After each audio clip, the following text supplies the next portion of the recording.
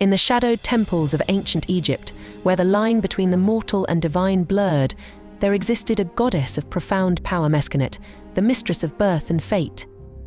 Her presence was felt at the very threshold of life, in the dim and sacred rooms where women, trembling with pain and anticipation, knelt on the birthing stools. These stools were no ordinary objects, they were Meskhenet herself, the sacred bricks upon which life entered the world and destiny was forged.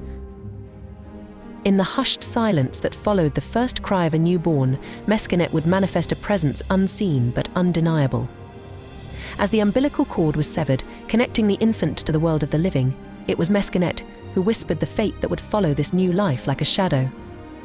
With each breath the child took, the goddess's decree wove into the very fabric of their being, binding them to a path from which there could be no escape.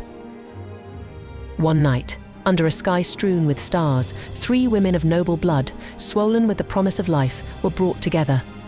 As labor gripped them, the air grew thick with the scent of incense and the low murmurs of prayers.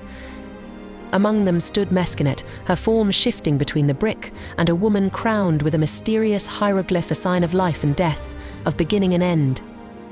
Isis, Nephthys, Heket, and Khnum gathered around, their divine hands ready to guide the births of 3 children destined to rule.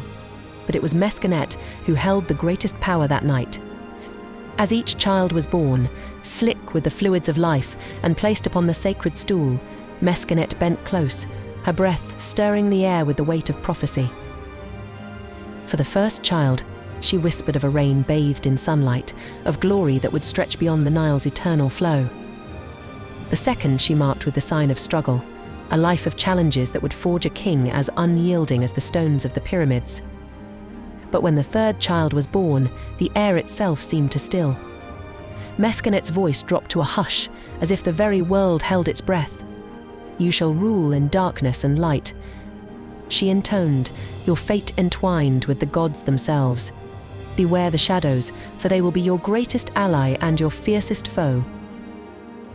The midwives shuddered, sensing the gravity of her words, for they knew that what Meskhenet decreed was not just a prediction but an unbreakable truth. Her words were the threads that wove the destiny of Egypt's future, a tapestry that no mortal hand could unravel. Years later, as Pharaoh Hatshepsut emerged into the world, it was Meskhenet who again stood watch. The goddess's eyes, ancient and all-seeing, bore into the newborn's soul. With a voice that echoed through time, Meskhenet spoke the destiny that would see this child rise as one of Egypt's greatest rulers, a queen who would defy convention and leave an indelible mark on history.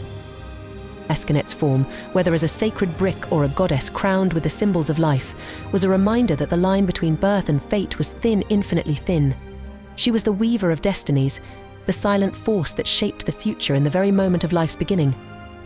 And as long as the Nile flowed, Meskhenet would be there, watching, waiting, and whispering the fates of those yet to come.